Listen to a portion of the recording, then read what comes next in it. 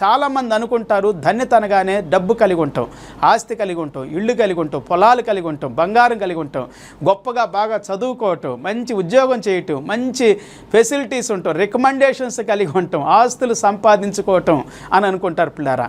అదే ధన్యత కాదు, అది కూడా ధన్యతే. అది కూడా మనకు అవసరమే. ధనం అవసరం, కూడ అవసరం, గుడ్డ అవసరం, నివాసం అవసరము, మనకి ఫెసిలిటీస్ అవసరము.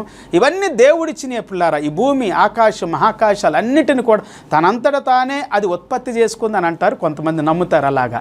సరే, దాని అంతటా అది ఉత్పత్తి చేసుకోవటానికి కూడా దేవుడు దానికి ఒక శక్తిని ఇచ్చాడు, దానికి ఒక జీవ పరిమాణాన్ని ఇచ్చాడు, దానికి జీవాన్ని ఇచ్చాడు, దానికి కావలసినంత సామర్థ్యతనిచ్చాడు. దేవునికి స్తోత్రం. ఆకాశ మహాకాశాలు, భూమి ఆకాశాలు అన్నీ కూడా దేవాతి దేవుడైనటువంటి యేసయ్య నామములో, యేసయ్య ద్వారా సృష్టించబడినయని అనేక సార్లు మనం విన్నాం పిల్లారా. యోహాను సువార్త 1వ అధ్యాయం 1 నుండి మొత్తం వచనాలన్నీ